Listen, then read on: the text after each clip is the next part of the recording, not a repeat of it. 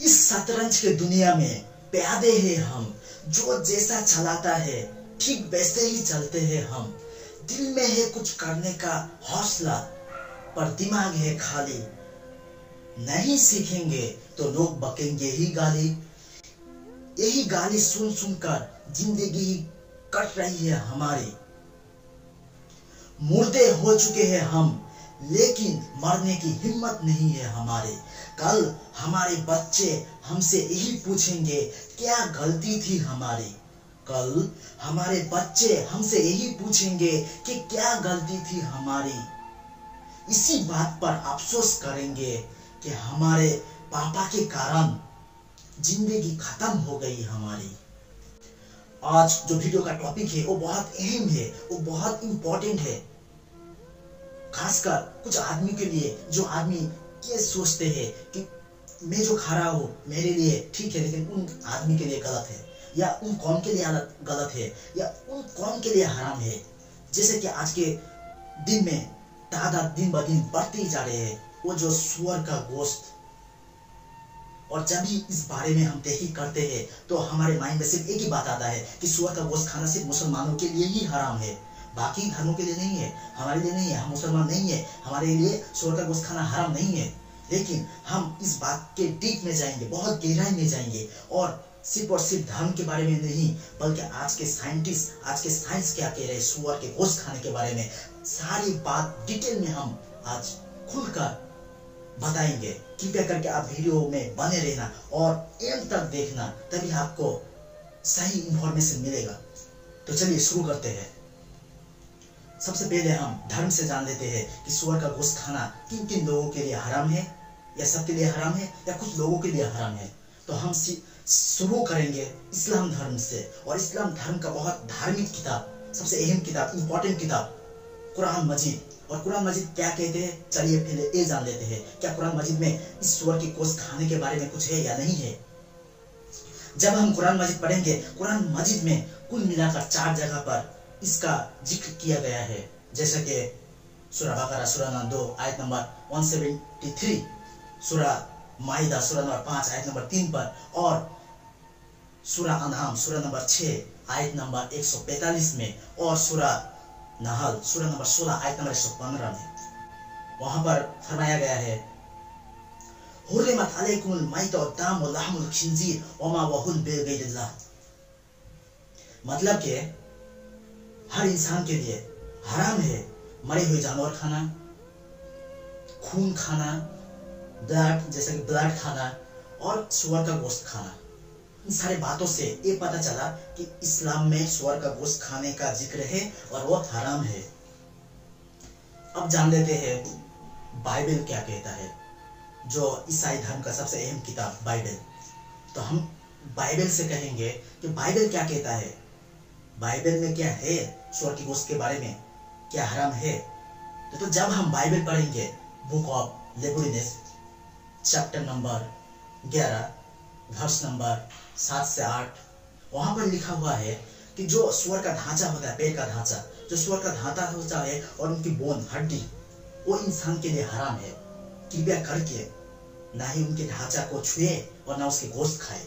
इसी तरह बाइबल और फरमाता है बुक ऑफ डिटरनोमी में चैप्टर नंबर 14 वर्स नंबर 1 पर, सेम बातें यहाँ पर भी लिखा हुआ है कि सुअर का ढांचा और सुअर का बोन, ये सारे चीज इंसान के लिए हराम है। और इसी तरह और फरमाता है बाइबल पर बुक ऑफ डिटरनोमी में चैप्टर नंबर 65 वर्स नंबर 2 से 5 तक यही फरमाते हैं, और कई और जगह पर है।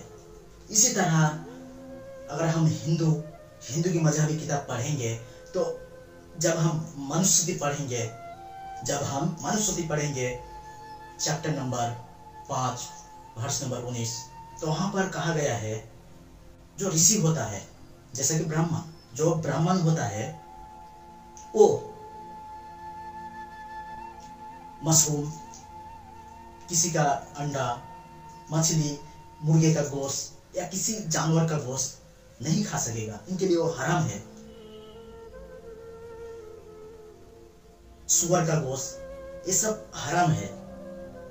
और आगे फरमाता है जो इन चीजों का व्यापार है, जो इन चीजें का व्यापारी करता है, बिजनेस करता है, बेचता है, उनके हाथ और पैर काट लिए जाए।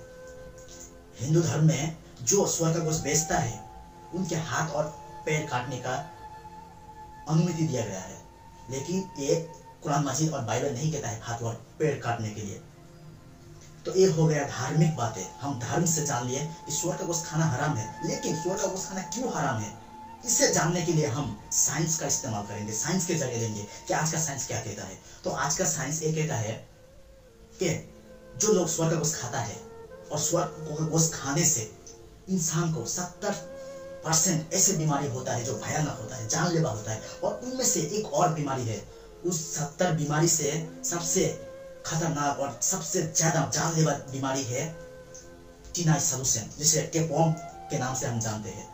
और वो टीनाइज सॉल्यूशन टेपवर्म पेट में होता है और वो बहुत लंबा होता है, लगभग 30 से 25 फीट, और ये पेट में होता है। और वो जब ये अंडे देते हैं, ये टीनाइज सॉल्यूशन टेपवर्म जब अंडे देते हैं तो उनके अंडे बहुत जहरीला होता है और ब्लड के थ्रू उनके अंडे पूरी बॉडी में सर्व करता है, चला जाता है, और जहां जहां जाता है, अगर ब्रेन में जाए तो ब्रेन हेमरेज, आंख में जाए तो अंधा ब्लाइंड हो जाएंगे, और जहां जहां वो जाते हैं वहां पर फ्रैक्चर कर देते, ऐसा हालत कर देते कि मौत के कगार पर हम चले आते हैं। और ये बीमारी जब हमें पता चलता है, इंसान को पता चलते रहते हैं कि ये बीमारी का शिकार है, तब वो बहुत देर हो जाता है, बहुत देर हो जाता है, लगभग उनका बचना नामुमकिन है। ये होता है सुअर का गोश्त खाने का नतीजा। और आज का साइंस ये भी कहता है सुअर एक ऐसे प्राणी है, सुअर एक ऐसे जीव है जो बाकी जीवों से, बाकी जानवर से अलग है। दुनिया का सारे जानवर एक तरफ और ये सुअर एक तरफ। क्यों? क्योंकि दुनिया का सबसे घटिया जगह पर, जहां पर गंद मचा हुआ है, जहां पर कोई जानवर भी नहीं जाता, वहां पर इन सारे प्राणी को पाया जाता है, इन सारे सुअरों को पाया जाता है। और वो क्या खाता है? उनका फेवरेट खुराक होता है, उनका फेवरेट फूड होता है टॉयलेट, हर जानवर का टॉयलेट, और उन्हीं जगहों में इन सुअर को पाया जाता है।